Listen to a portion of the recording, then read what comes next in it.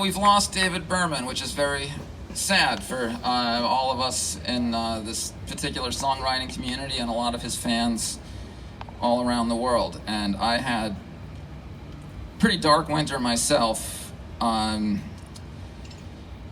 one of the real saving graces of my whole really dark winter was that I got this really unexpected weird email in January, and it started out saying one of my songs was this person's favorite song, one of their favorite songs of all time, and that they had constructed a poetic construction in which if you put in the years of your life into the hours of a day, he had fallen asleep at 2 p.m. and only woke up at 5 p.m. and had slept through his entire 40s and didn't feel great about that. And he had a new album coming out, and he was attaching an advanced copy of it to this email, and he would love some artwork for it. And somewhere in this email I realized this is David Berman, and I couldn't believe that he was writing to. I have all of his albums, and we got into this whole thing back and forth, and we started working on this art project. We came to the for his new album, and it ended up being this, which is a poster that has every single one of the songs that he's ever wrote, just about, give or take a couple of them, in this illustrated thing that I worked on, over whenever that was, February and March. And I devised this system of working where I would listen to records while I worked on this, and every time I got to the end of a record, I would take a photo of the art, and I would take a photo of the record, and I would email it to David. So just about every 40 minutes, he was getting an update from me of what record I was listening to and how the art was developing.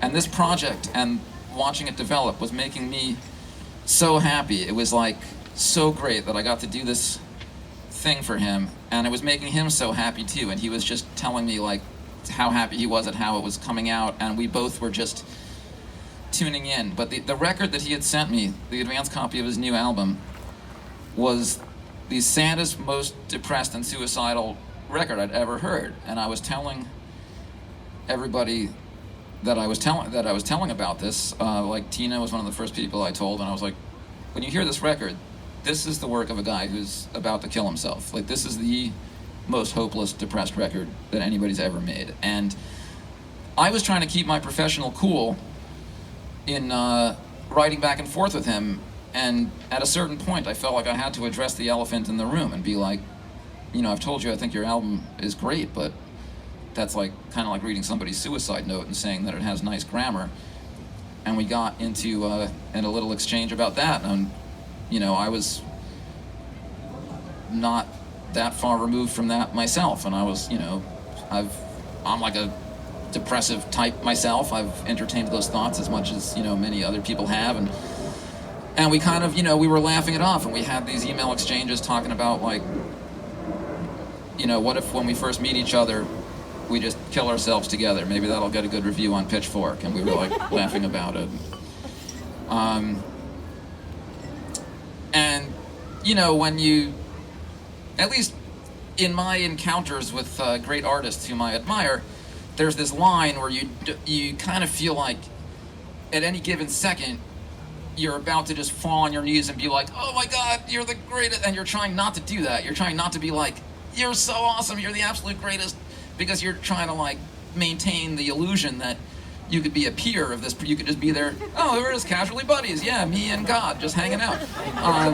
So you want to like create that illusion, like, oh yeah, this is just my, that's my dude, we're just friends.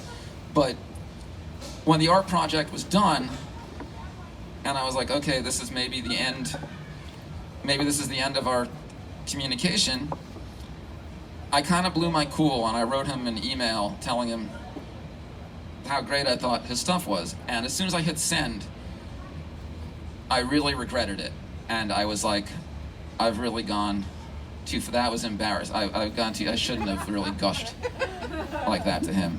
And I was really like, worried about what his response would be, or I didn't know. I was just like, maybe I should have shown that to a friend of mine first before I hit send.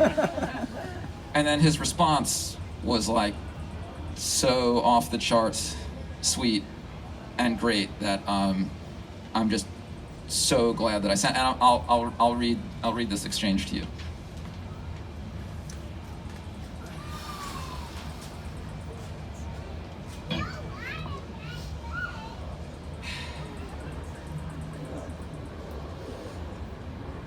Thursday, March 28th, 5:12 p.m. So this is what I wrote.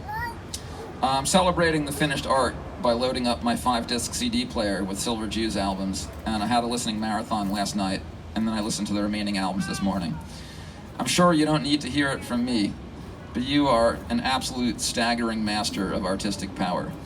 It's a body of work of such strength and power. The songs, every line, the music, the singing, the entire aesthetic concept and execution and existence of what you have brought into the world is like an airdrop of 10 tons of sheer soul nourishment, delicious and nutritious, home-cooked, fantastic menus of wonderful food on an impoverished and starving, war-torn zone behind enemy lines. You had to fly some unimaginably rigorous and brave and intense missions to bring us what you've brought us. And you knew you were the only one who could do it. Even when your commanders told you not to, even when it seemed like an impossible mission or a worthless mission, you did it over and over. The souls who get their hands on these meals will be nourished heartily by them, and we thank you for your service. Life, our brains, our souls, our hearts, society, it's a war zone, and we've had the shit kicked out of us, and you're Rambo. Well, even if Reagan put Rambo on a stamp, it wouldn't have healed his warrior heart of the horrors he's endured. But maybe he can stand up straight and accept a salute.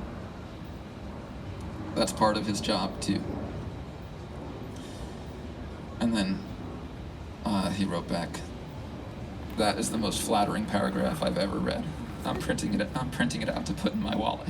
Thank you, Jeffrey. So I'm really glad I sent that to him, and I'm just really glad that happened, and I'm really sad. This week, as I was going to meet him for the first time in a few days at the first of a few shows we were going to do together, and I was looking forward to that, and a lot of people were looking forward to seeing him, and I was one of thousands of people looking forward to seeing him.